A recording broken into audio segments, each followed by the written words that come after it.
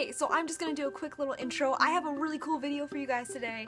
I also have a surprise at the end of this video. We're gonna be doing a giveaway. Check out the end of the video or the description below for how you can participate in this. But yeah, make sure you guys stick around all the way to the end. We've got some cool stuff coming out. Okay. Hey friends, my name is Gabrielle and welcome to FrumiousReads. I am here with a special guest today. This is Laura Preble. She is the author of the Queen Geek Social Club series, Nico's Angel, and the book Out. You've been writing for a while, right? Yes. I got into it when I was a kid. Actually, I started writing because my grandfather at one point was staying at our house because my mom was in the hospital.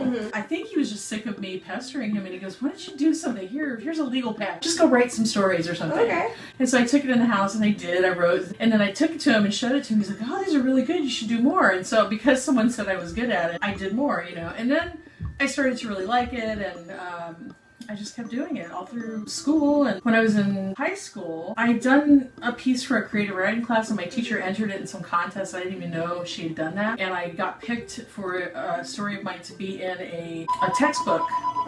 Anyway, so I've been writing since then, and I took journalism classes in college, which is good training for writing because it makes you write very efficiently. And then I really didn't start being serious about it, I think, until I was kind of in my late 20s, early 30s. Okay. In terms of fiction. Because I was doing journalism. I've met a couple people on BookTube, and that, like, you know, a lot of people who tend to read a lot tend to want to be writers. They think of really weird, like, inspiration in really weird spots. Do you ever get, like, any of those random I do that a moments? lot, and I also do it when I have a bad habit, probably from journalism, of eavesdropping on people. Oh, really? Yes, I don't mean that would to. be...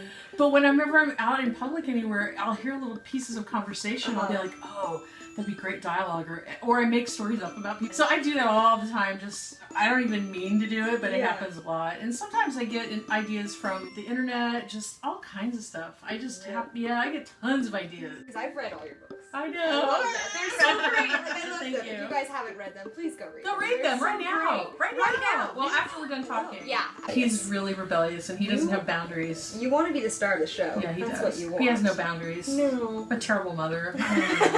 So, out of all the books that you've written, which was your favorite? Or which characters did you have? Did you have any favorites? 'Cause I know, like, usually people are like, oh, I don't want to pick favorites for, like, it's like having kids and going, which is my favorite kid? I like them all for different reasons. The book I'm most attached to is Out. To me, it was a really important book. To me, it was like a book where I wanted to make a point and convince people of something. Because if you haven't read it, which you should, it's like a dystopia. The majority of people in the world are same-sex couples, and the minority are opposite sex. So it's like flipped, like what we have. That time, it was before, you know, marriage equality had passed, and it was still a lot of people were really arguing about it and sending kids to reconditioning camps to make them not be gay. I thought, well, if I can make people see it from the point of view of like this, if you're a straight person and someone said to you, you can't love who you want to love, how would you feel about that? You know, I can't say that it was a hugely successful commercial book, but I've gotten emails and letters from people who said, hey, my grandmother read this book, and then all of a sudden she was like, oh, I get it, you know, and that's totally the best as a writer. If someone says that to you, goes, hey, this book changed someone's mind. Yeah. So I feel in that way it was really successful. In terms of characters, I think, well, the Queen Geek girls are always very dear to my heart because they're my girls. All of them are a little bit like me in some way or another. I guess Shelby's most like me, but the one I like the most is Becca because she's like your, you know, the kick-ass person you want to be, but you're probably not, you know. But that's like I liked her because in high school I was so shy and I never talked to people, and I just I was afraid to move, you know. I was very shy. And so Becca is the kind of character who she has no fear about what people think of her, you know, and she'll just do whatever she thinks is the right thing. And I was like, oh, I wish I'd been like that in high school. Now, you mentioned that you, one of the most, like, successful feelings is having people kind of email you saying, oh, this book really impacted me. Have you had a book that's really impacted you in that kind of way? So many books. I'll tell you this one one of them that impacted me a lot. When I was moving to California, I was 23, okay, and I didn't know anyone here at all. I got a job. I was terrified to move because I grew up in Ohio, and it was just really different from here. So I took a book with me called Still Life with Woodpecker by Tom Robbins. And he's a very strange writer, kind of a hippie, a lot of metaphysical stuff in it, but it's funny also and weird. And so this one had a piece in it where it talked about camels and how camels survive in the desert. And it's because they have these humps where they store water, you know, for weeks. And so he said you know, being in the world that you have to store your insanity like water in a camel's hump and keep it with you so that in the times when you need a little extra, you know, boost, you can grab it and go like, okay, I'm going to be okay because I've got all this crazy in here. Yeah. I don't know if that makes sense, but it did to me a lot because I was really feeling the need to fit in and be normal because I was moving to this, you know, to California. But I wanted to also stay who I was, and so that really spoke to me when I moved. And I still have that book somewhere. I have so many books, you know. I know, I love it because usually I don't film with. I don't have a bookshelf in my apartment. I have a trunk that I fill with books. I know. And then, that's the perks of being old. You get a bookshelf. You cram it full of stuff. This was a present from my husband, and see, it's got the 221B Baker Street like. Wallpaper inside, and so this is Tales of Beetle the Bard, and it was a limited edition, but what's neat is when you open it up, it's like a secret compartment, and the book is in this little bag, and it's signed by her. It's so awesome. Where did you find this? It came out a few years ago, but it was very limited. It was a charity thing. You open it up, and it's actually the Tales of Beetle the Bard, as if it were like the book you would have, and like it says property of Hermione Granger in it. Oh my gosh! So it's like, you know, Hermione's school book. Yeah.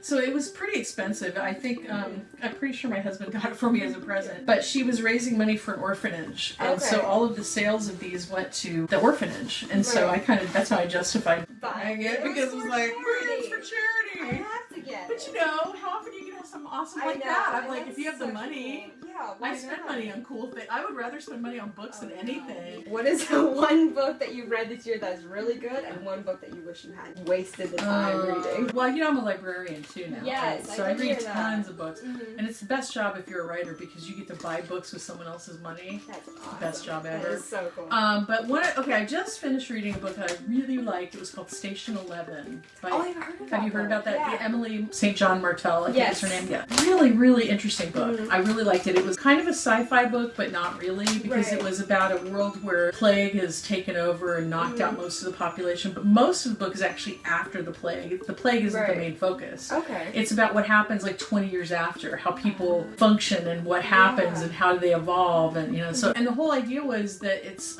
you know, survival is not sufficient. Like if you're in a place like that where everything's falling apart, you can't just survive if you're gonna do well. You have to have art, you have to have love, you have to have beauty. The one that I read and I wished I hadn't wasted my time on. You know what now I do is if I don't like it, I don't read the whole thing. I never used to do that. You know, I tried to read a lot of the books that are very popular because I'm a librarian, so I want to know what, you know, kids want to read. So I started to read the Divergent series, and I didn't like it. I know, I'm sorry. I know it's heresy. This is gonna be the video that I get all the dislikes. I'm sorry. No, I'm sorry. No, and you know, it wasn't because they weren't good. It was more, I think at that point I was. Okay. I think at that point I was kind of tired of the whole dystopia thing from the Hunger Games. Thank you so much for letting me interview you and being agreeing to on my video. So thank you for making me part of FrumiousReads. No, you are. Because I love that. It's awesome. I know. Everyone was like, "Where did you get the name from?" I'm like, "I love this." I know where you got it. I know where you got it. I got it right away. I was like, Frumious wouldn't understand. Thanks so much for watching, and I will talk to you guys later.